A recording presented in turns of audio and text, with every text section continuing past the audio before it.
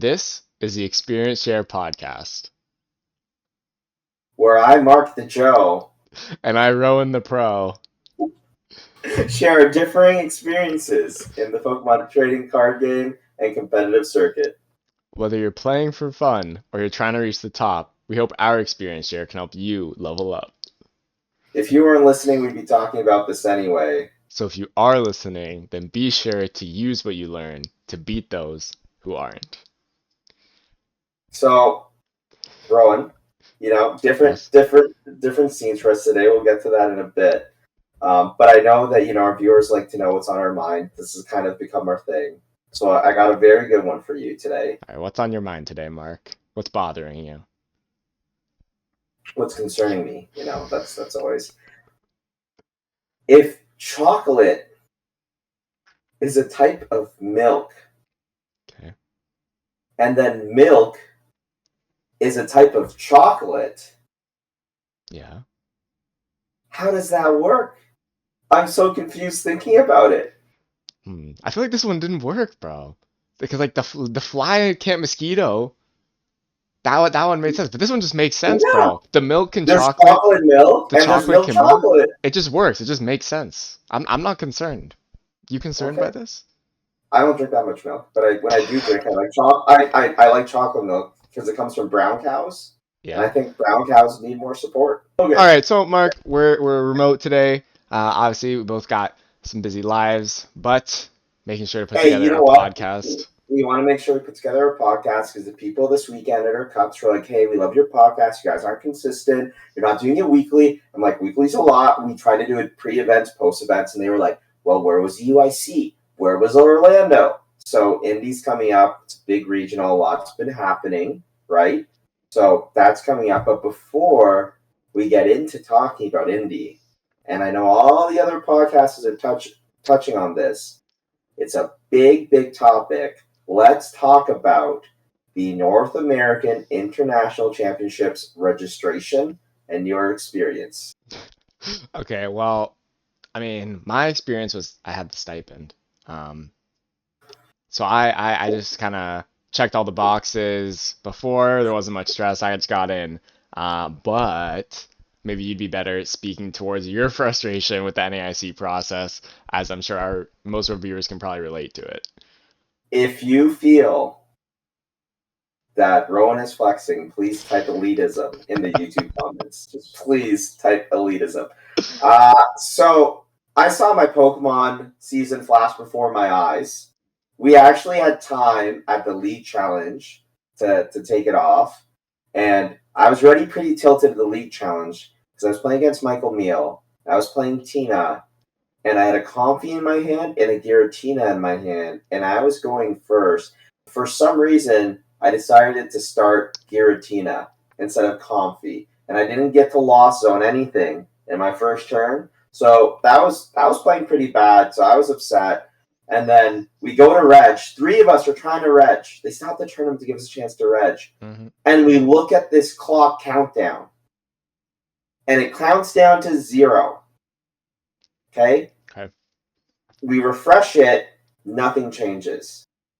And then all of a sudden we don't know where this payment screen is. We don't know what's going on. We're going back and forth on Twitter. Will Post has posted that Theo's got it in. Many people are posting they've gotten in. And then we start reading, oh, you have to log in and log out.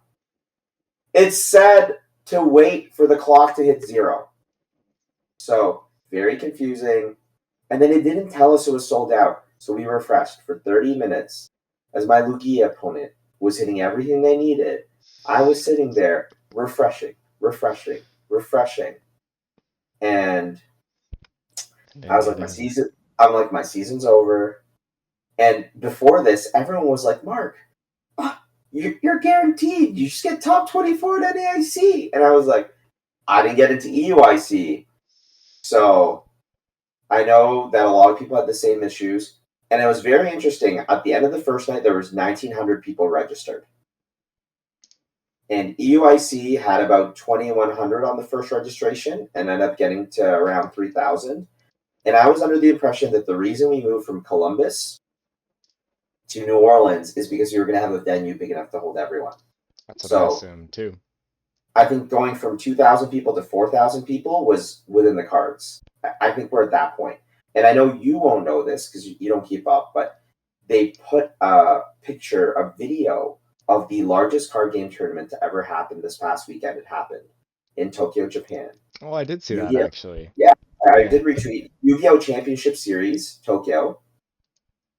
8,000 people. Yeah. That's I would want to be part of that, like to be part of the biggest card game in the world. And Magic's biggest ever at the time at Vegas was like 5,300, 45 to maybe 5,300. So that's a lot of people. And Pokemon were reaching those numbers now. Every single regional, it's the biggest regional yet. When I was in Orlando, I was like, wow, they can hold worlds here. I learned that they already have. But at the venue that we were at Orlando, I'm like, they can hold worlds here. There's so much space, so many people. You have the dance competition in the one place. You have the cheerleading competition. You have everything happening in that one big building. And we go the next day, and I'm shaking. Like, I might not get into this tournament. This could be the end. At 10:01, I did get in. I made sure I had 2 browsers open. I stayed logged out. I logged in immediately and got in. So very thankful, very blessed. I know that, Andrew Estrada, Pittsburgh Regional Champion, 2024, right, for this season, 2023-24. Yeah. World champion, world's top 8, arguably the greatest Canadian player of all time at this moment, doesn't get in the tournament. Yeah. And he wants to be in that tournament. Yeah. Yeah, and that's crazy to me. And I think that kind of brings up, the biggest talking point for me here is, like, do more players or more accomplished players deserve those spots to be reserved? What do you think about that? Like, obviously, like the top 16 stipend players got their spot reserved, but like, where should it stop? It's hard to say how to do it, and I think that no matter what, there's no easy way to answer this with it being an open tournament. And that's why I think the Magic system of the past, where the Pro Tour would have all the people who qualified and were invited to the Pro Tour play, but at the same time as the Pro Tour, they would have a Grand Prix going, which is basically a regional that can qualify you for the Pro Tour. I think that system works because then there's no questions, right? Did you qualify the Pro Tour? Yes or no? You did? Okay. You're competing in the highest level event for that international. If you didn't, you can still attend the event and play an event with stakes, right? I think that was a great idea. And Magic Worlds is also different because what they used to have is they would run 2 events on the same weekend. They would run the World Magic Cup. So the way you qualified for the World Magic Cup was you would go to national level events. So in Canada, we would have one in Montreal, one in Ontario, one in the West Coast. The winner of those 3 events would qualify to be part of the team. And the captain, there's 4 people on the team, the captain would be the highest earner of pro points. So if you made day 2, you would earn pro points. The highest earner of pro points in the country. So right now, you have more points than Raymond Long. You would be the pro point getter. We would have a tournament in Montreal that someone could win. We would have a tournament in Ontario that someone could win. And then we'd have a tournament in BC, for example. And you would be the best player in Canada. You've earned that just from playing and your consistency.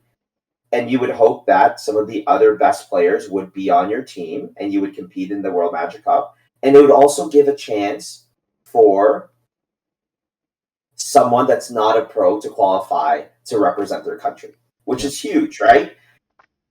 To qualify for nationals, you had to play a certain amount of events that would get you play points, basically. And then it would involve locals and going to Grand Prix. But it was a very minimal threshold. So maybe like playing, 4 to 10 events, like 100 points. And then the Worlds for Magic the Gathering was the top 32 best players in the world. So they would take every single person that won a Pro Tour. So there's 4 Pro Tours in a year, so that counts as 4 slots. And then they would take the number 1 point getter in each region, and then it would go down there. So you're literally getting the consistent best of the best. And while that weekend was going on, they'd have another Grand Prix. So people could attend and play. And what I feel right now is we don't have a separation in Pokemon and it's all just one big field, and that's the difference of why there is an elitism. I personally think that the top 16 regional winners of the year should get it, but then you start asking questions. Well, should regionals winners of the past year get it? What about Should, finalists, right? right? So that's where it kind of draws the line. So I think when it's like top 16, you earned it for this quarter. You didn't earn it for EUIC, right? You didn't have it, and you didn't complain. No. If you had missed a tournament, you're like, hey, I should have played more challenges. Yeah, should have made that stipend, I guess. Right? So, and now we're here at this point. But I also think that for people that have played a lot of Pokemon, and I don't like this talk, and we'll get into this invite structure change. If Pokemon is their hobby and they're going to every regional and they're showing up to every single one and they're giving Pokemon their money, they're giving these organizers their money, I think it's not pay to win, because you could go to all these events and not earn a single championship point. But if you're showing consistency and you love it so much and you're earning those play points, yeah, there should be a reserve spot. Yeah, I think it's hard because like the Magic competitions are pretty sophisticated and very competitive, and I feel like the Pokemon tournaments are more focused on like building community and advertising for the Pokemon company and like creating a space for like everyone to come play Pokemon. And they're not as in focused on like that competitive integrity aspect. So I don't think we'll ever see a structure like that. Like you played a Magic basically just a Yeah, level below a regional, right? It's not a Grand Prix, but you've competed in one of the hardest. Canada's also very good at Magic. It's also very hard. You got a top 64, maybe a top 32. You got a top 32 because you qualified, but there yeah, was a regional the same weekend, so you couldn't play in the regional championship. And you see how much every other person takes it seriously. Even the casuals that are playing in that tournament are taking it seriously yeah, because that's what that culture is. In Pokemon, we're more lenient, we're more understanding. We want new players. We want yes, to grow the game. And that's where Magic's losing right now is their game isn't growing. Their game's growing online, but in person it's not growing because it's so cutthroat. And you wouldn't know this too, but Lorcana, you would know they have a $900 Stitch prize card for their League Cup top 4 people. hmm But there was a lot of people this weekend on Reddit who had gone to their first competitive trading card game tournament that was like, oh, someone's calling me for slow play. I've never had that before. Like all these people transitioning from other games going in. hmm So when it comes to should some spots be saved, I absolutely think that is. And I know when people say, hey, just get a bigger venue, it's hard because like look at Vancouver. Vancouver is capped. We had our biggest Canadian regional, like not biggest, but our biggest Vancouver yet. But they can't just get more space because if you pay for all the space and people don't come, the tournament organizer is footing that bill. yeah, And why are they going to take that risk? yeah. Right? You follow a strategic 10% year over year growth. And if we look at the growth of regionals pre-pandemic, we weren't growing that much. I think the organizers need to like get with the fact that Pokemon's exploding so much. I think like 3,000 for NAIC is ridiculous. Like if Orlando Regionals is getting 3,000, like we could probably have had 4,000 for NAIC. But they booked this last year. Oh, they did. Oh, okay. I guess that It makes would sense. have been booked. They would It have would have booked been way in booked last. advance. Okay, I Yes. guess that makes sense. But yeah, like you said earlier, like I also thought they switched venues to like get more people, but they didn't. I Like don't know how many people were at NAAC last year. Like I don't know how big that tournament was. probably like 3,000, right? I feel like it was. I don't know. Um, And I think were we still no last year we were not split into two pods. The year before we were split into two pods. no, yeah, I don't think we're ever splitting into pods again. Yeah, I don't think I think they're kind of over that. They kind of removed that from the potential of the tournament structure. I guess the other thing I wanted to say is I feel like what would be super optimal is if they gave reserved spots to anyone who had like any reasonable number of play points. Like I don't really look at the play point leaderboard, but like literally reserve a spot for like the top 3,000 play point earners. I'm actually 30th globally. Oh, Okay. okay. And how many play points do you have? I think just shy of 100. Just shy of 100. So And like then first place they're like 140, 40. So like 140, 137. Like So like anyone with like 30 play points can get a reserve spot at NAIC. That's what I would say. That'd be If cool. you can only go to one tournament a year, Mm. that's North American International Championship, and you go to league every single week to 2 leagues, 3 leagues, and you play some cups, you're going to hit 30 CP. If this is the only event you're trying to go to, and you get kicked out by someone that is just wanting to go to get free swag, but then it's hard, right? Like devil's advocate. Someone's just trying to go get free swag, but there's also, I'm so excited to play Pokemon. It's going to be my first tournament. I want to register for this. But wouldn't that person have not gone to league to try first? Yeah, I feel like uh, it's hard. It's hard to determine who gets in and who doesn't. I feel like random can't be correct. I actually think you're also the perfect example for this because how'd you do at NAIC last year? I made top four. Oh, who'd you lose to? Ian Robb. Was there a spear too? Yeah, there was a I spear just, team, I just bro. want to know. No, okay, but ribbing you aside because I won't be at that level. You did not get in the first 2 waves. No, I You didn't. were ready not to go to that tournament. Yes, I almost didn't get to go to NAIC last year. Yep, You got in totally. on the third wave. Yep. Stayed in our room. You did well at the tournament, and that's it. You never complained. It sucked. I just don't remember you complaining that you didn't get in. No, I mean, like, someone's got to be the person to not get in, right? Like, um, it happens. Like, it happens with bubbles too. Like, someone's got a bubble. Someone's always getting the short end of the stick, and like, sometimes it's you. If it was you, like, to all of our viewers out there, if you didn't get into NAIC, like, I'm sorry, to you guys, but like, sometimes you're just the person who gets unlucky, who doesn't get that spot because like someone's gotta get screwed, which like it sucks and it's not fair. Um, And I know yeah. that Zach missed out on like Knoxville, and we look at the Japanese players that miss out on the lottery-based Champions League. And I talked to my friends in Japan. They're like, "Hey, I didn't get into this one. I'm actually not competing." So I think we're really lucky that we're able to spend on these regionals.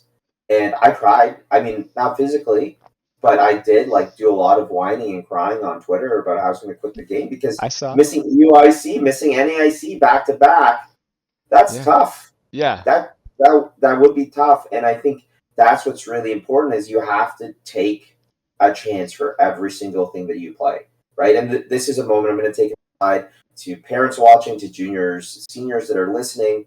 One thing that I'm really proud of Prince Williams for doing this season is Prince won LAIC and he got that stipend, and going into the NAIC stipend.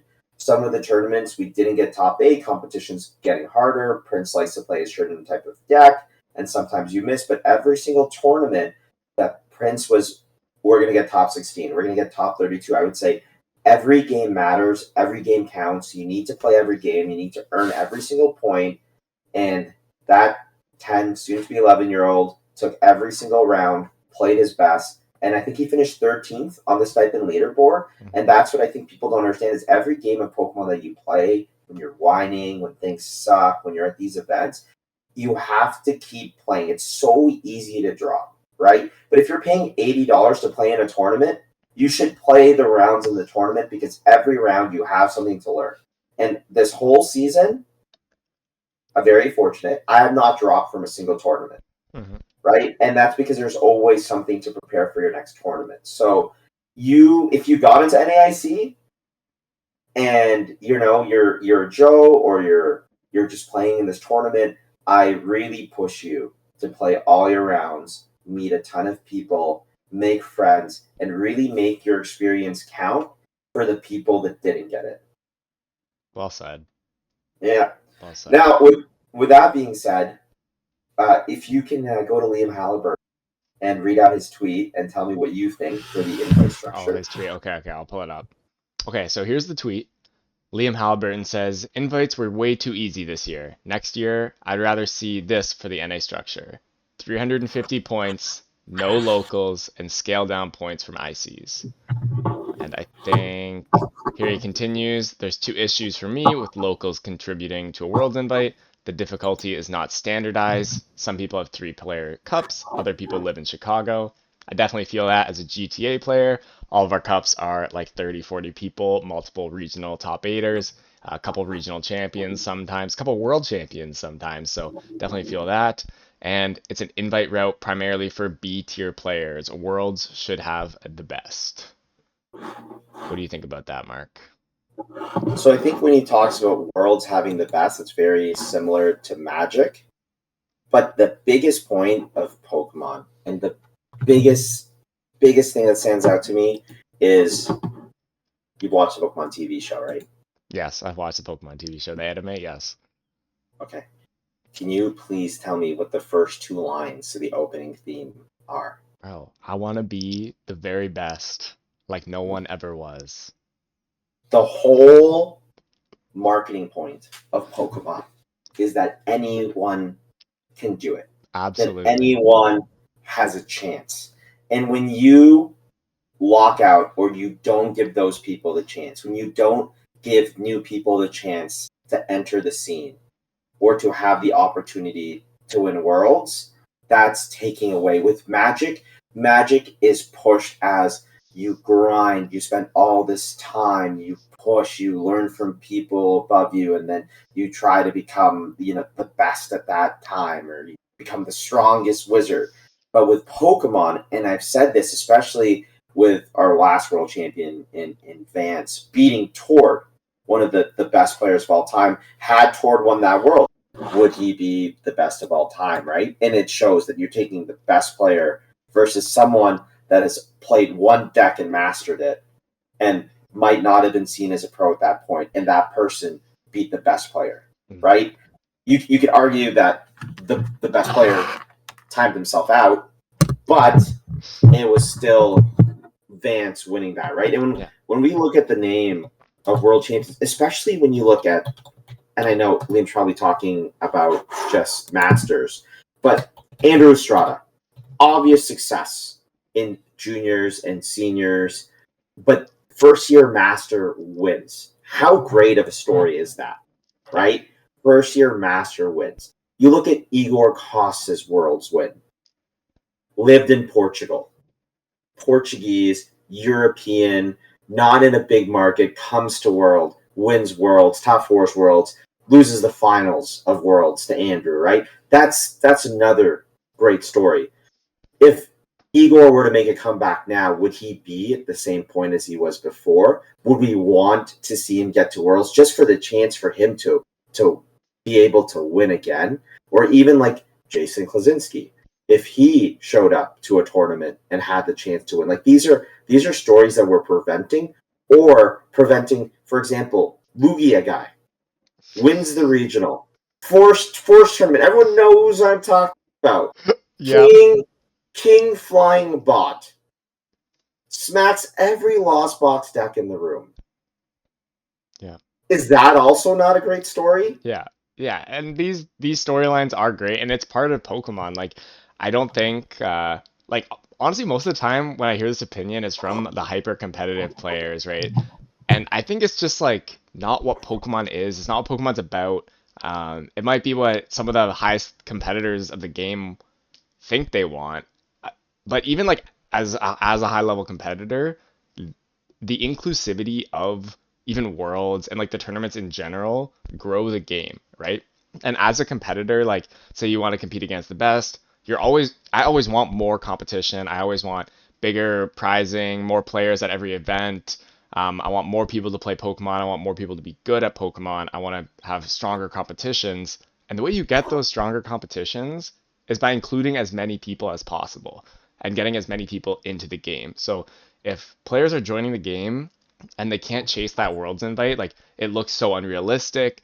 It's their second year competing. How are they ever gonna get to that world's invite? Like, what are they gonna strive for if not the world's invite, right? So, I do like Liam's other point though that league cups aren't standardized, and I do think that is interesting because it's definitely unfair. Um, like seeing even you and other people in the GTA as well, like really fighting for these League Cup wins, these League Challenge wins. Like you show up to a League League challenges Challenge, are harder than yeah, cups. League challenges are harder than cups. You you, have to go. Yeah, you demands perfection. yeah, you have to show up. There's 30 people at the friggin' League Challenge. You have to go 5-0 to win the challenge, right? And there's some people, I'm not really sure what the areas are, but I'm sure there's areas out there where you show up to your four person league challenge, you play your 3 rounds, you go 2-1, and you won the league challenge, right? And you just got to do that 6 times. So I do wish there was a way to standardize it somehow. I don't really know how. Or we should be in a different rating zone. That's all I have to say Yeah. on that. But my first league challenge winner this year had 48 players and was 6 rounds. Yeah. That's crazy. And that was into this year. That was in January of this year. So half the year had already passed because league challenges, there's just no margin for error. But that 90 points you can get from league challenge is a huge amount. And when he talks about standardization, I think, hey, if they take league cups out of the stipend race, I think that shows a much clearer position, right? Or there has to be, how do they decide what the multiplier is? I believe that our region is one of the top 5 regions in the world because every round you're playing against someone that, you know, as you said, has won a regional. How many times have I played yourself? I've played Raymond in the same.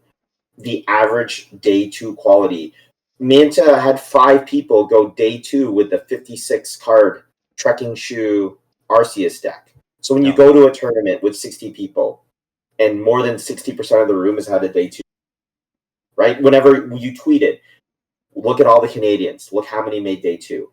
Look at the Canadians when we go to Europe. If you take us, and this is not saying, you know, you put us in Europe, we're going to be able. I think we're just pushed to a different level here than when you put us somewhere else, we're going to concede. The fact that I have gone to America and won 2 of my cups in America in also a very competitive place, it's because when I go play at different places that's not home, I'm like, wow, sure, there are very, very good players here.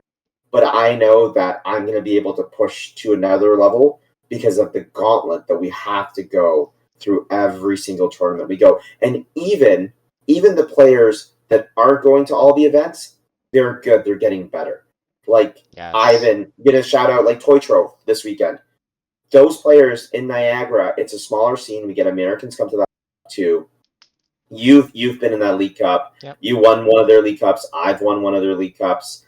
The biggest thing for them is they see us coming there, and it actually propels them to want to raise their game up. And you see over a season of how much work they're putting in, podcasts they're listening to, articles they're reading, coaching they might be getting, just trying to win league, right? So when you take the league equation out of this elitism part, like we all start somewhere, and the league, the local part, is what gets us. I played 300 games on PTCG Live, and I played your father, who would become a judge at my first League Cup in round 2. And like that, if I didn't start going to the league, and I just went League Cup. How'd that match go though against my dad? I tried to rule shark your father because I was a scummy Magic player, and he played research and drew all the cards in his deck. And I thought once you can no longer draw, you lose the game, but it wasn't. And then he beat me on Evital Garbodor with Vespiquen, which is a horrendous matchup. Okay? And Zeb Striker, and right? I beat it in the first round on Zach Fortier, who was a very good player. So you know, couldn't beat. But even in that tournament, so my first 3 rounds of my first League Cup, I have no idea who people are. Right? You have Zach Fortier, who was a very good player in his own right and hasn't been playing much. Greg Stabenow, father of a world champion. And then Eric Vanderschaff, who top 8'd nationals. Yeah. Those are my first 3 opponents. The next day, I had my first League Cup top 4. Crazy, right? Second cup, but nice. In the cup, we had Kieran Farah in top 8. We had Jason Lum, who was a national champion in top 8. Mm-hmm. So from my first time playing Pokemon, for anyone in our region's first time playing Pokemon, to last in our scene, you have to be pushed, right? And when we look at the whole Pokemon trading card game, the World Championships, when you look at Masters, so 2004 to 2023, of those years, there's only been 16 different people have won Worlds. Mm-hmm. Jason obviously won a bunch. Of those 16 different people, 7 out of 16 are North Americans, right? So when you look at our invite structure and how Pokemon Worlds is as a general, is having this being really a Worlds game and having that kind of standardized system of championship points with some regions being less than others. I think it's very important that we take into account like how each region is different, and even within those regions, how different. Like the League Cups in Europe, people are driving 200 kilometers to play in the League Cup because they have way less than we have, right? Yeah. So when people say it's I take no offense if Liam Halliburton were to call me a B tier player. You could call me a C tier player, right? That doesn't matter to me. But what I know is if I do get my invite, it was not an easy invite whatsoever in attending events. It was about consistency and throughout it all, like not giving up. Because there's so many points where things didn't go in my way. Even now, considering 132 instead of 128, that's 10 CP. 71st instead of 64, that's 10 CP. These small things, when you're trying to add up all these championship points, it's so easy for the people that just got to get to play Pokemon. It's so easy. It seems so easy, but I know it's hard too. I know when you don't get top 32, when you miss out on top 16, when someone decides to draw instead of playing it out and you finish 33rd, you're gonna be in your own way upset, and I'm gonna wish I was you, right? But other people are gonna wish that they have that consistency. So when we talk about how hard an invite is, it is hard no matter what you do, right? Yeah. Andrew Estrada's invite, right? Wins the first regional. Was that an easy invite? No Absolutely way. not. You have to win the regional. You have to win a regional. Yeah. Yeah. So when people say that these invite structures are hard or they're easy, like take a step back. Like just take a step back for some of those. Even Celio. Celio gets so much flack online. He's done a lot on YouTube. He's proven to me that Charizard, taking the same Charizard deck as well, being first in Swiss, having to play it out, not tie, the Gardevoir with the Cape Screamtail instead of the Zacian, the things that he's come up with this year, he still doesn't have his invite, and he's being called to be a tier player, and he has a top what? 8. Celius doesn't have his invite? No. He's got to be top close. 8. What? He just said on Twitter today he killed Indy and LA for his mental health, that he gets the help that he needs, and he gets put into place. But to me, I know he's going through stuff, but I want him to know if he sees this, I'm inspired by him, right? Like I would love a top 8. Whenever I top 8 a cup here, whenever we have that stuff, if you top 8 a regional, especially in this regional climate, you should get your invite. You should automatically be invited to Worlds, right? Yeah, I think for the most part, I think people are too focused on like what the system should be, and we just gotta like accept the system we do have and work towards it. Like if our invite's 600 CP, let's do everything we can to get that 600 because like I don't know, people talking on Twitter, it's probably not gonna actually change our invite structure. One thing that I did like, and when Gabe says something really good, I give him flowers. When Gabe says something that just makes me mauled and like want to break a desk, like the gambling laws for Gustavo Wada trying to sue because he came 33rd, and Gustavo's like, "Hey, probably should have played better earlier in the right," because that's the specific thing. Gabe said something great today, and he said, let's think of an invite structure where the top 16 from every regional play a day 2 of Worlds, and everyone else plays a day 1, and it's a lower invite threshold. And he's right. What was wrong with that old system? I don't know. I liked it. Even the enjoyment of getting through day 1 of Worlds, getting to day 1 of Worlds, you're still with the best of the world. You're still hyped, right? You're still with the best. And then the best of the best, they're in day 2. And then that gives the story of, hey, this person had to play through day 1 and then go through day 2. Like, look at Lucas Zing, right? This year, he's top 16. Uh, he's he's He's going to top get eight in that the round one format. bye. Yeah, probably. But for Worlds last year, let me tell you the story. Last year Worlds, Lucas Zing starts 5-0. Oh my gosh, I remember now. Yep. Starts 5-0. How many points did you need to make day two? 18. 18 points. He starts 5-0, right? And then he doesn't make day two. This year, immediately first regional, he makes top eight, right? I think he made top four at Pittsburgh. I have no idea. I think he lost in top eight. I know had a game loss for the card, Yeah. but so you look at him now. He's gonna finish top 16 in North America, right? I What think an so. amazing story! Didn't make day two of Worlds last year. Put in the work all season. Made day two. He's a pro. He was a pro last year. He's a pro this year, right? Well, Like no day two though, right? Now he's getting the 1 round I bye. know that's what I mean now. But if we still had that system, Then you would get that bye. Yeah, no, I like that system. I don't know why they got rid of it, but we'll see. I mean, this system will be good too. You still get rewarded, obviously, for being the best in your region. So I like that. Um, yeah, we'll have to see how that plays out. But yeah, I feel like we've talked about these invite yeah, structures for a we long have talked. time. You Yeah, know, we gotta move on. What else we got to talk about? We can talk about the Guyana Regional Championships. Yeah, all right. We saw Pedro Pertusi, of course, win with his Charizard deck, and it was kind of different. Here, I'll take a second. I'll pull up the list for everyone. so Pedro wins, and I know this is a deviation from your general Charizard list, Yep. but his Charizard list: Hero's Cape instead of Prime Catcher, only two Iono, Mm-hmm. three Arvin, only one Professor Turo, has the Airy, has double Devolution in the deck, and has a Mist Energy, right? Yeah. The changes that we made as North Americans are we added the second Charmeleon, right? And our attack, we have a very attacking style. Boss, boss, boss. Yeah. Here, they're trying to slow the game down with. What are your thoughts on this Charizard deck?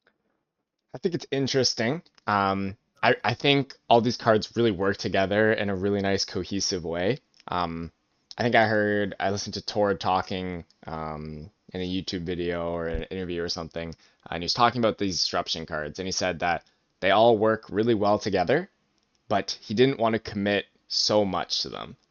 Um, and that really resonated with me. I feel like I'm the same, you know, taking up a lot of deck slots. Um, you're missing out on the Prime Catcher. I think Prime Catcher is like the best card in the deck. It's like the only card that makes Radiant Charizard viable.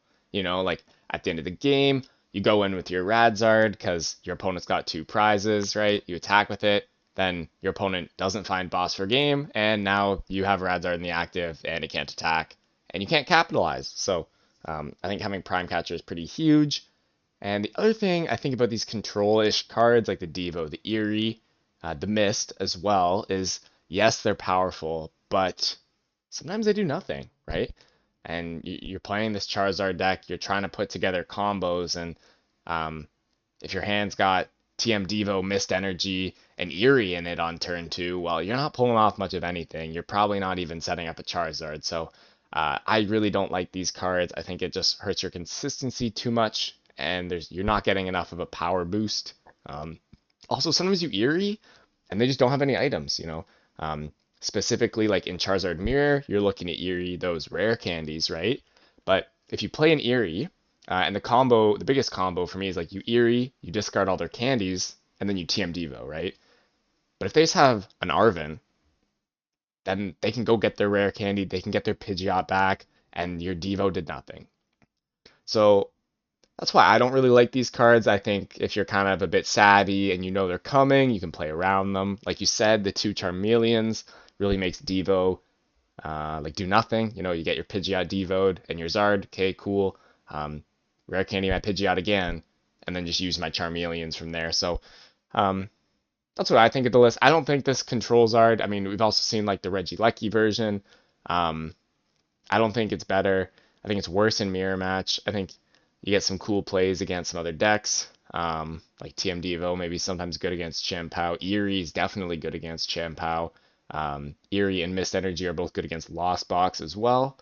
Which, for all our viewers out there, if you're thinking of playing Charizard at Indy, I'm strongly considering putting Jirachi back in the deck, and I think everyone should be. I think Lost Box is flying super under the radar. I know we talked about it in our last episode. Um, but yeah, so that's what I think of this deck. What about you, Mark? Do you have any other thoughts about this kind of weird Zard list? So I actually spent the weekend and I watched the Rahul ready. So we are now in the age of metaphysics. Yeah. And I'm waiting for the Rowan Stav now Mew VMAX. I think I Yo, saw that one in person. it's over, bro. I can't make a Mew Masterclass. No, we can do it. Have you been to Guangzhou? We can go to China. You can do the class in China. Oh, It's yo, in format. they're still playing with it? Yeah, it's in format because they just started. Yo. No, but I will have a Metafy class soon. I gotta get on that. It seems like a good idea. I'll find Really out. for learners, more people to get connected to you and kind of show maybe you have your optimal aggressive Charizard build. But so I watched Towards and I watched Rahul's and I Right. wanted to really experience what people are saying. I wanted to see it from a new player's perspective, from a pro's perspective, from a Joe's perspective. And they do talk about a lot of good things. The major point that Tord was saying, as you were saying, is like consistency above it. And one thing that resonated for me, and it seems so simple, and he actually put a photo of Jason Klaczynski on the Pidgeot slide, as he said, the person that has the Pidgeot longer is the most likely to win the game. Like if your deck plays Pidgeot and the other person does, you get to search every single turn, you're probably going to win the game, right? Right. The Devos are there to be able to stop that Pidgeot without having to take a knock. So they can kind of slow the game down. And obviously, Charizard is a combo deck. That's why the Bibarel's in there now, so you can try to find the two-piece combo. So to try to throw that disruption in, surely in Brazil, they hadn't switched over to the double Charmeleon as you had changed over here. So I think their deck did a lot. And the other major point that Tord had said is that Cape is the best A-spec if you're not in the Charizard mirror. In the non-Charizard mirror against decks, your goal is to make a Charizard that is not knockable. Mm-hmm. But in the Charizard mirror, when your whole game plan is to get to an end game where you have Radiant Zard, Charmeleon, Charmander, Bibarel, the Prime Catcher, as you said, is much better, right? Yeah. So I think that a lot of people will try it back. I tried it for Elite Challenge. I was 2-0. The Chen Pao matchup felt very good because of the Devo.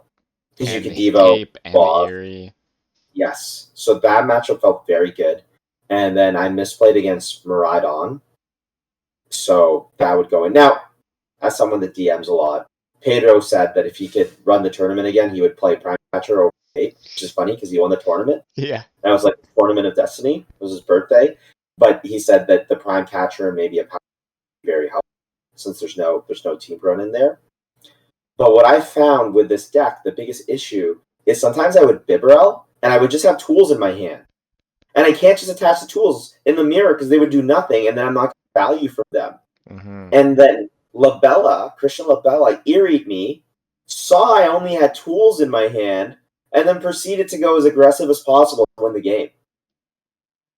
Yeah, that's So awkward. And then you have to like waste your tools, and it's like, so that was something that like I felt, and in playing, when you bring up your optimal Charizard list, that's more aggressive. Like I felt that I could set up more and try to go for that end game, but the Charizard end game is kind of miserable for a regular player.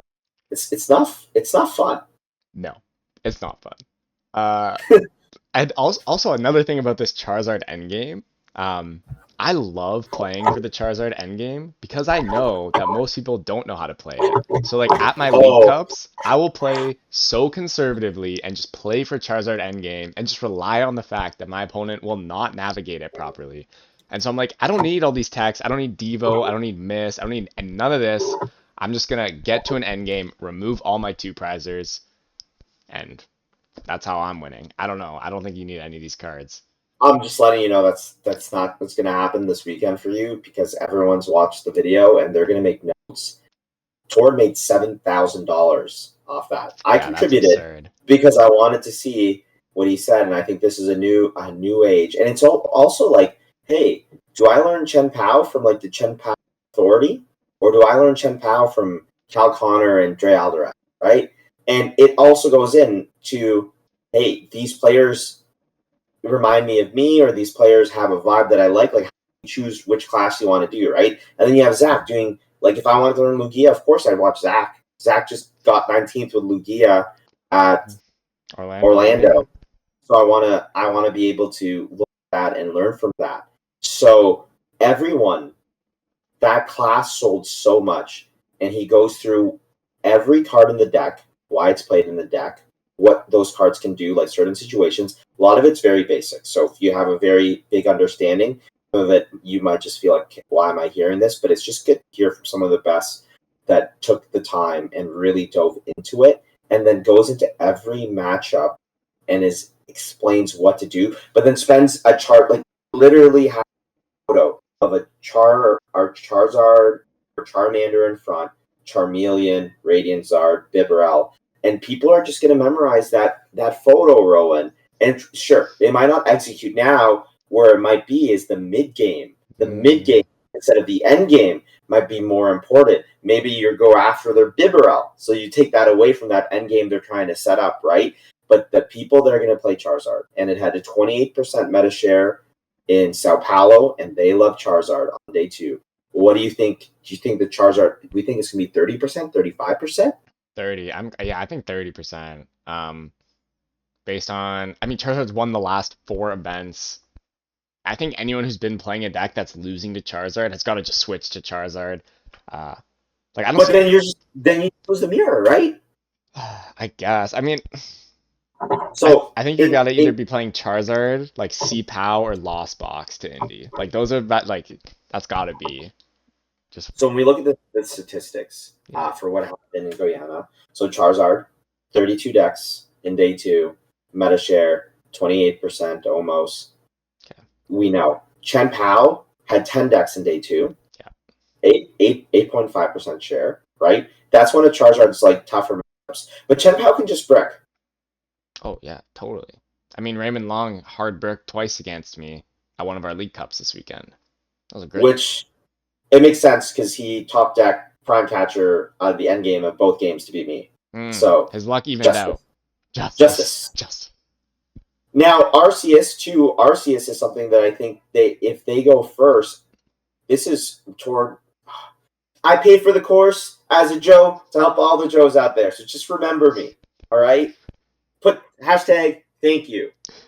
Maybe use code Coach Mark at itsgametime.ca for some purchase to give back for this free information that I'm giving you. Tord's class was worth it. Tord actually said the Arceus matchup is one of the only matchups that he would like to go first in. Mm-hmm. I heard that. Which makes sense. Because Judge is like really annoying. So might as well just go first and hopefully not get judged. Now, so Arceus at 8 decks. Lugia Archeops at 8 decks. And Lugia Archeops seems very good into Charizard because it can of Minchino, right? And then you had Espathra. You had Ostrich also have 8 decks. That's crazy. In there. That's crazy. Right? 8 Ostrich decks? Yes. And Vinny one of them played it, right? Yes. Vinny, Zhao, they played it to go after the Charizard. And this is a deck that should beat Charizard, but then they lost to the other decks trying to beat. Yeah. I'm also not convinced it beats Charizard just easily. I think maybe it's slightly favored. I don't think it's that good versus Charizard. I think if you can get a Pidgeot on the board, you're in good shape. And if you're looking for what you're playing in Indy Future Box, no. But if you're saying Lost Box radar, then Lost Box he loses to Future Box, right? Yeah, I think so. So it becomes a revolving door. Like, are we playing Charizard? Beat Charizard? Or are we playing the decks that beat Charizard? But you're gonna play against Charizard. There's 30% Charizard. There's no way you can play a deck that loses to Charizard, which just makes C-Pow and these Lost Zone decks so unbelievably good. If I wasn't in love with Charizard and how consistent the deck was, I'd be probably playing Turbo Lost. And then you have Roaring Moon, HM. I don't know. Asian Box, I don't know how that. When I play this deck against the people I'm coaching, I don't know how people play this deck. Yo, my win rate against Ancient Box with Charizard is like absurd. Like, I could dead draw for 3 turns, let them go up 3 prizes, and still feel confident that I'm gonna win if I set up a Pidgeot at like any point. What's your game plan in that matchup? Just to kind of leak some secrets. All right. So basically, depending on how far you fall behind, it literally does not matter because they play one boss's orders in their whole deck, okay? So, as long as you set up, you get the Pidgeot down, you get the Bibarel online, right? Then you start attacking with Charizard, right? So you're down like 2 prizes. That's like pretty conservative. Usually, you're probably just going to be down 1. But let's say you're down 2, right? You like punch, they punch you back, and then however far behind you are, you just Turo your Zard and go into a new one until you're tied on prizes, okay? Because they play one boss. If they use their one boss, they're not going to have it again to close out the game. Well, they play Pal Pad and they play multiple counter catchers. Yes, but they'll be ahead in the early game, so they can't use those counter catchers. Okay? And then, right before you take the lead, however close the game may be, however far behind you might have been, you're about to take Radiant that lead. Charizard. Radiant Charizard comes in when they have 2 prizes, and you got to make sure you collapsed away all your liabilities the turn you go ahead. Right? So, like, you can have Luminion chilling on your bench for the whole game as long as you're behind. But the second you go ahead, you got to get rid of the threats because they do play counter catchers and they will counter catcher those squishy Pokemon. So, when you go ahead, that's when you got to remove those liabilities and then just play for an end game where you have no liabilities on your board. Eventually, even your Pidgeot comes off because it's kind of easy to kill. And then you can just, like, bring up a Charizard, Iono them to 2, and they never one-shot your Charizard. Like, never. It's like, doesn't happen. Because you lost on one of their ancient capsules. Yes, that's also part of it. Yes. If they put down Ancient Capsule, vacuum it, gets rid of one of their ancient cards. I think they run 28 ancient cards. 29 if they're playing Ancient Drum, right? So, if they have 29, they have 1 Roaring Moon in play that gives them 28, which means they have to have all but 2 in their discard pile, which is like... So if you lost on 1, it's very bad. Yeah. 1 makes them 28, yeah. Now, there's another deck that was in top 8, and I know a lot of myself as well. After the League Challenge and my hatred of the Charizard Mirror, we were sitting and eating ramen, and I was literally telling everyone, I'm going to play Lugia. It just makes sense. I'm playing Lugia. I'm going to go second every game with Lugia. I was dreaming up of playing... Do you know what Azaru does? What? Azaru? Wait. Yeah. Wait. I so know what this card does. I opened it from one of the league packs once. Search your deck for 3 non-rule box evolution Pokemon. Yeah, Yeah? you could play that, and 100%. I was going to play that on my deck, use it to ball away my... Your Archeops, get a Cincino down too. Oh yeah, my gosh. I was in the tank. I was like... Not the Arizu, bro. I got sold by someone and I think, Hero's Cape and Arven and Lugia. How do you knock out Lugia with Hero's Cape? Oh my gosh. Yo, you get out of the kitchen, bro. The food is burnt. It is over. So you are not that cooking. was a full night. I was just scratching and I go through these phases. You've seen me. I just scratch my head. I'm like, I can't play the mirror. Can't do it. I'm not going to do it. And I was very sure at EU, I see I'm going to play. It's so good. And I played at Orlando and I had a great tournament. But then I started playing best of 1 with Gardevoir. It's over. Yeah, the deck is not consistent, dude. It was fun while it lasted. Now, for Masters, I think that it's going to be hard because everyone's going to be playing Charizard. I think in the junior seniors, I think the deck is actually still well positioned because you can get some people off guard. And the deck is consistent and it's powerful and it's moving parts. And you can find ways to win any matchup. But because people have watched these videos now, the boss, all my Curlias, all that happened was all my Curlias kept dying. Mm-hmm. And you can't play the game. You got a Super Rod. You got to get them back down. You got to get the Mimikyu going. And it's just not enough. It's not quick enough. So it's hard because most people are sitting at home looking to go to this regional, knowing the Charizard's number. Do they want to play Charizard, right? So I thought to myself, too, and I think a lot of Joes, I'm like, I think that I can beat people that just picked up Charizard because of a skill difference there. And then I think against someone at the same skill that I can get lucky. And then in the end game against a better player, I could also get lucky because it's just power. But once I started playing that end game, where it was like, man, if you trap my barrel and then you KO my barrel and then I return you, but you take the first knockout, I'm screwed. If I churro my barrel and I You're promote my screwed. Radiant Zard, and then you Iono me, I'm screwed, right? And the deck only plays one Pride Catcher, no switch cards, where we wasting energy to go on a Rip Barrel. And as I was racking again on that end game, I was like, I can't do this. I can't do this because me and Christian were just sitting there passing. We're just passing until one of us blinked. And I knew that I was gonna have to blink first based on my resources, right?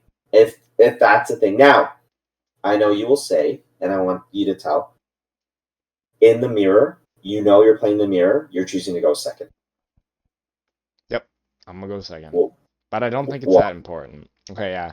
Um, I think you want to go second just to use Cleffa instead of Rotom.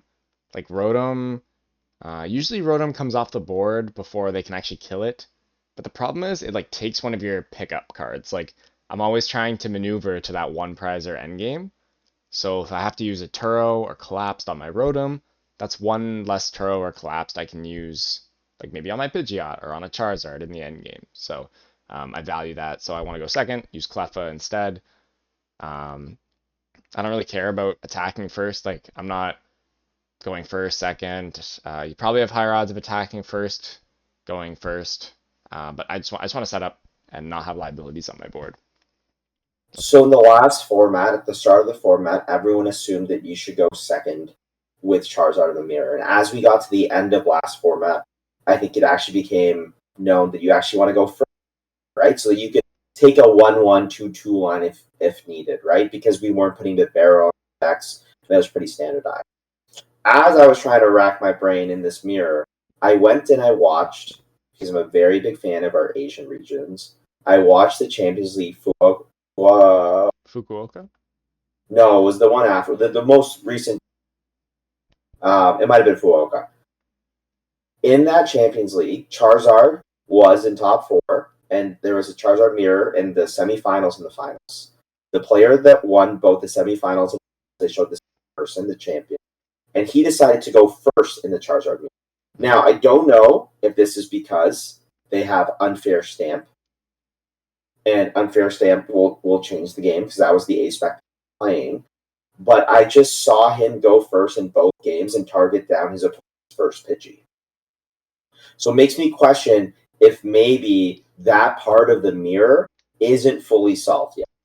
Yeah, it's possible. I also think it's really close. Like, um, I think that's why so many people are divided on it, is because I think the person going second, like in a vacuum in some theoretical world, has like a 52% win rate, right? So it's like I don't think it's that big an edge. I mean, if you call first and get lucky, like it's better. Um, and like that's the reason. Like I go first in a lot of matchups because it's low downside. Like you go first, you get lucky, you turn to Candy Pidgey, Candy Zard, you're going crazy. And if you don't, whatever, I'll just Arvin for my Poffin on turn two, no big deal.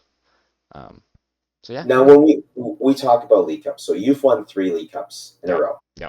right? You're destroying it. Last week, I chose not to play League Cups because I needed 4 challenge wins, and I was able to get 2 challenge wins, get 2 cups.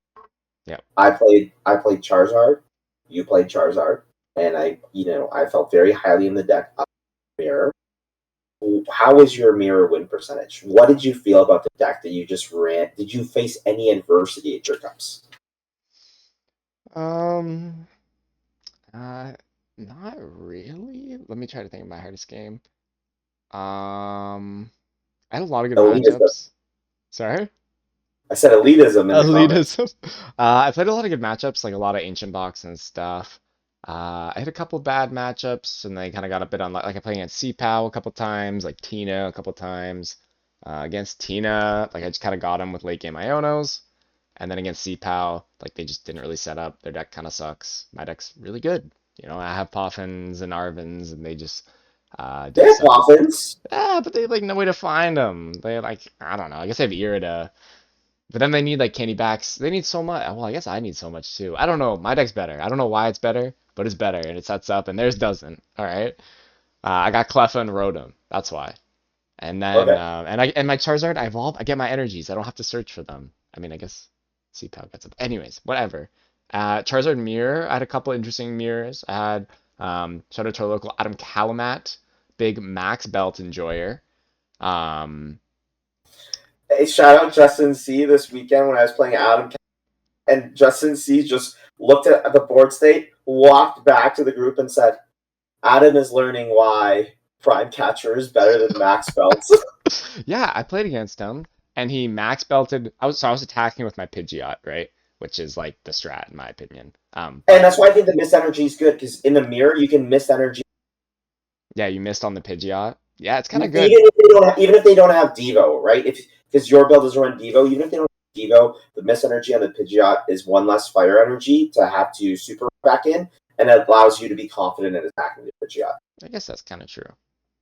But anyways, like yeah, I attacked my Pidgeot. He was on four prizes, or I was on four prizes. I fully knew he played max belt. And I just put my Pidgeot up, and he used his max belt. He killed my Pidgeot. He went to two, and I was like, okay, cool. Charizard, Defiance Band, kill your Charizard, go to two, I right? don't know. And I don't even know if I think I don't know. I probably did if I had it, definitely. Um, right? And then we're in a board state where we both have two prizes. He's got this Pidgeot, which I'm definitely killing on the next turn to win the game. So he's got to Turo that. I've got this Charizard. It can soak and attack. Then I Turo my Charizard. And I'm just in a completely fine spot. He's down his ace spec. I've got a Prime Catcher to navigate the end game. And I was able to convert to a win from there. Um, Was that a final or was that like a no, semi? no, that was just like in Swiss. Like round three. That was to go 3-0 and then double ID into cut. Oh, I wanna hear about how local game store owner, top eight competitor, Austin Ellis, prize two Gust, and he said if he didn't prize two Gust, he would have beat you. So I just want to hear that story. Yes, Is he okay. tapping? Is he? No, he's in fact not capping.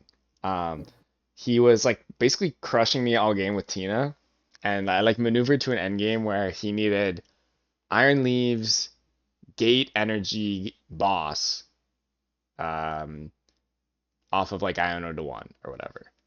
Um, and so I own him to one. He hits like whatever, bunch of good stuff. Also he was down, so he was down Prime Catcher and a Boss. So I figured his only out was one counter catcher. But he actually played two boss, which I is that like stock? Like do Tinas usually have two Yeah, boss? it's stock. Okay. So It's anyways, like four chorus, two boss, one prime catcher, one counter catcher, and then either Roxanne Iono, some combination two of rocks. 1 to 2. Yeah, but anyways, like okay, like yes, he prized both his gust, but he also could have just prized his leaves, his last super rod, his last gate, one of his grass energies. Like all of those would have lost in the game. So like I don't know. Yeah, I Your deck guess was just better. yeah, my deck was better, bro. I didn't need those cards. So And I then your third cup and one of our longest cups of the season. I oh watched dude, you dude. play a lot of Yahtzee. Oh, yo, Yahtzee's the local craze nowadays. Yeah. And, Yahtzee's a I, lot and of I'm a fun. big fan. Like I've had really good tournaments in Game Three. You've had good tournaments in Game Three. The thing I don't understand is how you had a cup where Morpheus was the only person running the cup, and it ran so smooth with only Morpheus. Sure, it was a little slow, but that's one person running the cup. To having three people running a cup and it feeling worse. Like Uh, as a community enjoyer, I don't know. I mean, I just respect things. Morpheus has been running cups for years, right? So of course he's gonna be like the league cup running goat. You know, there was some new staff. It ran a bit slower than everyone would have liked. It was fine. The cup ran well. There was I won the cup. It was fine. yeah, that's the gauge, right? It was a cup of success. Yeah, I won. It was a great cup. Yeah, how that top eight go? Um, well, I played Oh, against yeah, my brother with the yeah, deck list, yeah, yeah, in the family. yeah. So top eight was pretty easy. Decklist error. Then I donked him. Top four I played against. Broken hand though. The shuffle. Yeah. Yo, he could shuffle with the broken hand solid. Like it was kind of impressive actually. So shout out Josh, for playing Pokemon with a broken hand. That's commitment right there.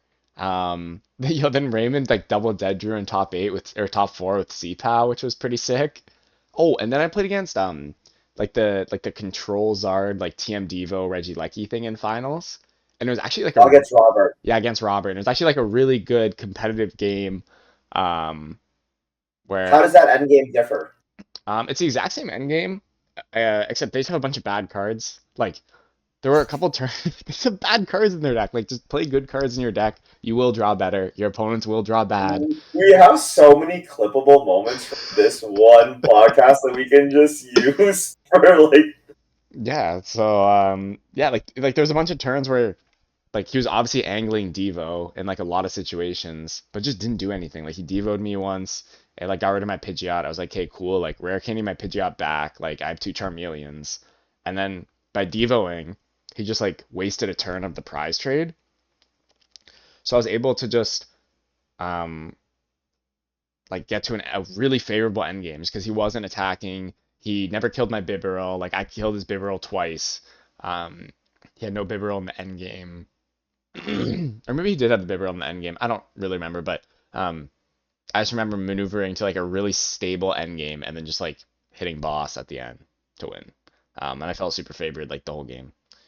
Um, except that there's definitely some shaky parts, but overall I felt like the Devo cards were like not really doing anything for him. Um, yeah. And then our boy Nathan put you into an unfavorable time. Yeah. The one cup I didn't win, I ID'd with my buddy, in like round 4 or something, so that we could both try and make cut. Shout out Nathan if he's listening. And then I ended up bubbling. Nathan, great guy, huge bush, love the guy. Great guy though. Love Nathan, great friend. Uh, yeah. So I don't know, whatever. Missed one. I can't win 4 in a row. People were starting to get upset. Everyone told me as soon as I bubbled, they're like, "Yeah, I'm kind of happy you bubbled. Like you just won 3." Like, and I was like, "Okay, like, yeah, I get it, I get it." So, so So that's all right. I played cups this weekend. I played a challenge on Friday. In accordance, in all transparency, we don't meta manipulate on the podcast. Rowan is 100% playing Charizard Dude, at the regional. There's 100%. 100%. For me, I was really considering playing Lugia. I was considering playing Charizard. I'm going to be playing Supatina. Oh yeah. Super Tina. Yo, we talked about it on Super the pod, right? Last week. Super Tina lot. Yep. Let me tell you, the first time I played this deck, the deck it's just a pile of bricks. It just should not make any sense. The deck plays 15 energy. 4 jet, 4 grass, 4 3 3 3. psychic. No, 4 3 3 3 2. 4 jet, Dude, you 3 play water 3 energies? 3 water, 3 grass, 2 lightning. Oh my gosh. And then One hands of and Raikou, for anyone who doesn't know. one of my biz seekings this weekend was Psychic Super Rod Colress. And you know what I kept? Psychic Chorus? Double Psychic. Double Psychic? Yeah. Wait, how many Psychics It's did you going say you have? 3? 3. Yeah. Yeah. One of my psychics were prized. Yeah, But you gotta keep still, those.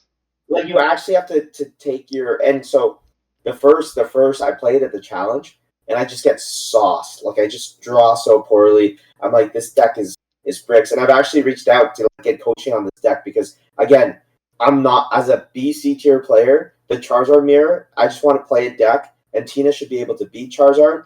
And like no one knew how to play against Darty, and no one's gonna know how to play against Super Tina. And as transparent as I am, I'm not gonna tell people how to beat Super Tina. So but in playing the deck Friday night league challenge, I was like, why am I doing this to myself? This is not the play. But even though I was upset, I stuck to my guns. I'm going to play it at the Saturday Cup. Go to the Cup, first round.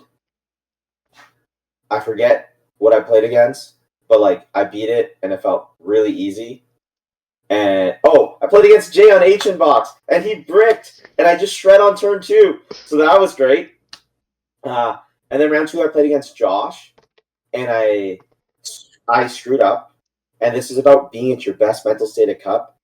I lost zoned a Nest Ball as my 3rd lost zone card, and then my next flower selecting had a Giratina V to put a second Giratina V down. And some other important card. But I was in my head, I was like, oh, you took a nest ball. So you can just get the other Giratina V. And then I lost on the Giratina V and then looked at my hand and realized I couldn't. But God, who was very happy that I didn't play Lost Zone for all of Lent, because I gave it up for Lent, allowed me to play Lost Zone again and let me get back in the game on that black. Now, I'm ready to win the game. I don't know Josh. I have Roxanne, whatever it is. He's down to the cards. I have a Manaphy in my hand. He has 2 energy on a Greninja. I'm going to take a 1 prizer. The next turn, prizer he has no way to get a 2 prizer.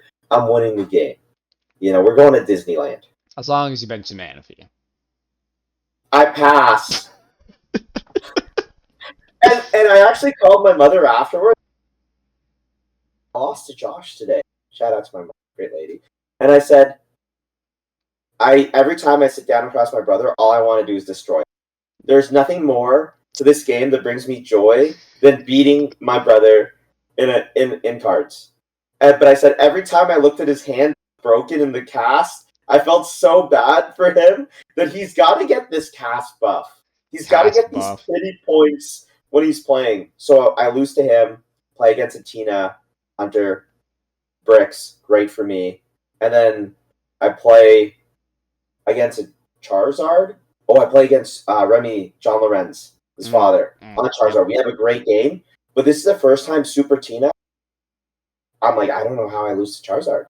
Like, if they don't have Jirachi, Cleffa, Charmander, boom, gone, Sableye. Mm-hmm. Charizard, boom, Virizion, gone. V-Star, woo! It's 2-2-2. It should be that easy every time, right? So I was able to beat him, and then I played against Adam. And I'm pretty sure he max belt Cleffa. Like, I'm pretty sure he max belt something to get rid of his. And that's when Justin was like, now he knows why. Like, you should be playing Prime Catcher in the deck. I see. And then I immediately, I was so happy. Top 8. I was first seed. I go up against Raymond Long. Pretty confident going against Raymond. And Raymond, I'm out. I have bad hands. I'm playing to my outs. I'm playing within the key. And then both end games, he just draws Prime Catcher to kill. I might have made a mistake. He had a Bibarel. I killed a Bibarel with Sableye, and he had 2 cards in the hand, 2 cards he got from prizes. And then I Iono'd him into two new cards. But when I Iono'd him into 2 new cards, one of the cards was Bibarel. And the Bibarel just evolved and drew him the Prime Catcher. So maybe that was a mistake in hindsight, because what is my Iono capitalizing on if he already only has 2 cards and they're both unknown? Yeah, it's just, I don't think it's a mistake. It's just 2 random cards either way, right? Yeah, so just 2 different random cards. I think it may be in a different state. So, look, I was sad. I took my dog. I took Melissa out. We went for a nice walk in the forest. It was a happy time. I wouldn't be lying. I would be lying if I didn't say I was thinking about Pokemon the whole time, because I just love Pokemon. I just want to win, right? Yeah. And that's one thing to say to people is like, we're seeing. I saw Sergio Rodriguez post that another 30 points into the loss because I didn't get finals, right? And people are starting to feel demoralized that they're top 8ing a cup. If you top 8 a cup in Toronto, you should be proud of yourself. Yeah, you should be proud. It is so hard. That was the first time I beat Adam Talamat all season. So afterwards, I was like, even though I lost to Adam's had my number all season, I'm going to take that positive that I beat Adam, and I'm going to take that to the next day. We didn't go to the same cup the next day. I went over to Niagara, Toy Trove, scene of great wins. Charizard round 1, boom, easy matchup. Arceus Giratina versus Tina. I think Arceus Tina's favorite. I did not like that matchup. Did he have the Radiant Gardevoir? He did not have the Radiant Gardevoir. It's huge. So I didn't feel great about that matchup. I lost. And then game 3, I played against Chen Pao. They bricked. So thank you. Round 4, got the pair up.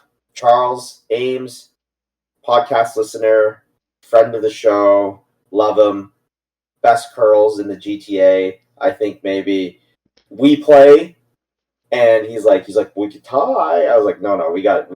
Charizard again. I didn't feel that I felt like I could And I'm not saying that just the deck is like that, because if you actually play the deck and people talk to me about the deck, and they're like, we just brick, like we don't know how people win with this deck, and I agree with them. But I think if you are planning so far ahead, like you can set up really good spots and checkmates people in spots. But I don't think people are going to take the time to learn it when just regular Tina is good enough. Yeah. Right? Yep. So we get into a spot, and you can say, I want to hear that there's 9 people basically in contention for a cut. It's the highest one person would jump. So 8 and 9 were separated by, it was 56% for me in, and then 53% in 8th, and then Cyrus had like 44%, right? So Cyrus, no matter what, was going to have to play, because if everyone tied, Cyrus would not be able, she would not be in top 8. And then the other person that was 8th, Eric, was deciding whether he should tie or play, right? And it was very like chilling. His opponent said, do you want to put your tournament life in your hands or in their hands? Cyrus's hands. And right? Yeah. And in that situation, like if you're put in that situation, are you playing every single time? I mean, I think you might be like, tie, see what happens. But when someone says that to you, are you putting that game, and are you putting that game into your hands? Matchups, unknown. Absolutely. Absolutely. Every time. Like, Yeah. I think like as a competitor, you just have to like, absolutely. I want to be the one controlling whether or not I make top 8. Yeah, I don't want it to be luck. I don't want to go home after being 9th place going, oh wow, I whipped cut because of 1% resistance. I'm so unlucky. Like, no, just play out your last game and win. I think Camille was actually very unlucky the last 2 tournaments. No, he Shut up. was. He was. And Yeah, I told him like if yeah. like you're like Camille, like yeah, he bubbled 9th UIC Orlando. I told him I'm like you're a great player. You've got a great deck. You're confident in your deck. Like It's coming. just gotta play those out. Like you gotta play those out. You gotta believe. Oh, actually, okay. He told me he had 2 bad matchups, so that's why he tied. So it actually made sense. But if you don't have a bad matchup, play those out. So, and Cyrus had to play out Asian Box versus Tina. Tina's super favored. And then the other matchup was Gardevoir versus Arceus Tina. And Gardevoir, and against any Arceus deck, I take that all day long. Mm-hmm. I take Mimikyu, Screamtail, Can go attack after with their Gardevoir. yeah, it's just so good. Eric ends up winning his match to go into top 8, and Cyrus ends up trying to get the final 8th spot. And then I have to play against Callie, Palkia Enjoyer, great player. She's very good, plays a lot with Cyrus. Asian Box, I think I'm going to lose that game, able to win that one, and then having to play against Cyrus.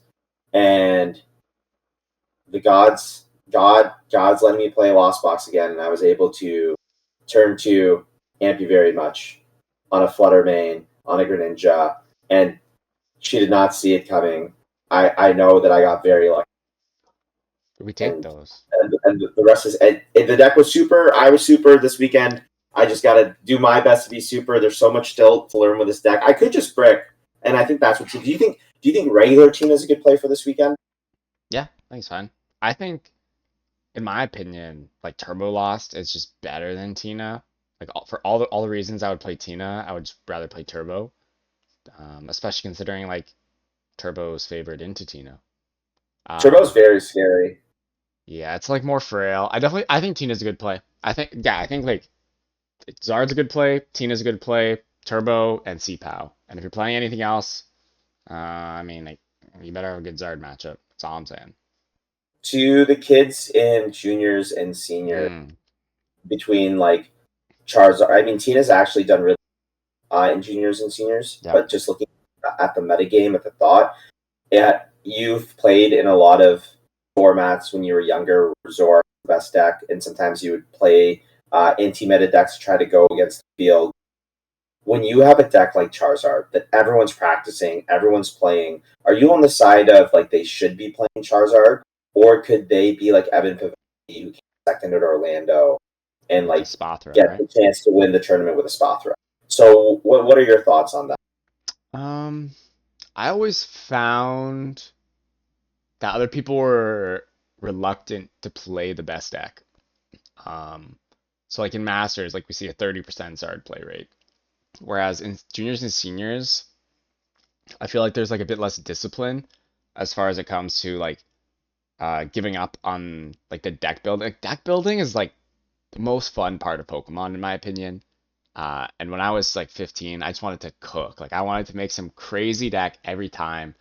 I didn't want to like be boring. I want to like just play the best deck. As I started getting more and more competitive, I just started playing the best deck every time. But um, I think like in the seniors metagame, in the juniors metagame especially, you're gonna see like a warped meta. Like there's not gonna be 30% Zard because there's no way 30% of the people will want to be boring, right? So I think like there will Well, be lower. Indy might have day two for both divisions. Oh, that's super cool. Um, yeah, even still, like even, I don't think volume changes that. I think it'll be like 15%. So you know what? You don't need to play a deck that like autos Charizard. Like you can just play it as long as your deck has like a chance into Charizard. I think it's fine. Um, Play a deck that's generally good. There's going to be more diversity. There is going to be more of those decks like Future Hands, Ancient Box, right? These decks that traditionally lose to Charizard, right? So you want to be careful with what you're playing. You don't want to take any auto losses, right? Because the metagame is more volatile. And also, I guess with the day two structure, it's a bit different. But like if you have to go 6-1-1 into cut, if that's the tournament format, like you gotta be tight, right? Like you can only like one auto loss and then one dead draw, you're done, right? So, but if it's day two, then you don't have to necessarily worry about that. But yeah, that's kind of where my thoughts are on like junior senior metagame. The Uh, only thing we haven't talked about in decks, and I just want to bring it up, so there's no. What are your thoughts on Snorlax or Pidgeot? Because those are decks that generally are Charizard counters, and we did see a lot in Europe, but we did not see it really in Orlando. like in junior seniors or just in general? In general in Masters. I think it could definitely have a place. Um, I think pretty much every list out there has cut Yelchier. Um, and I'm not Liam didn't cut it. If they just copy Liam's list, Yelchin. no ever no like most people are gonna cut the Yelchier. They're gonna like I don't know. Most people are gonna cut the Yelchier. I don't play Yelchier. I think most people cut it for Palpad, um, which is worse, but still kind of similar.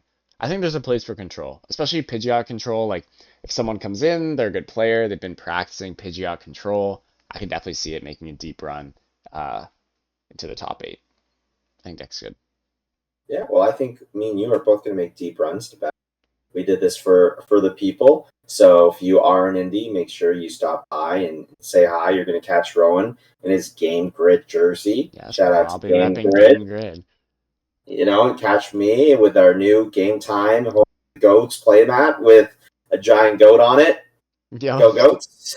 yo, So, and I think Game Grid is potentially hooking up a podcast upgrade. We'll see. We'll see. oh, Don't want to call it early, so but I'm pretty sure maybe the next episode, hopefully, will have some increased production value. So we're excited to see everyone in Indy. We wish you all luck. And until next time.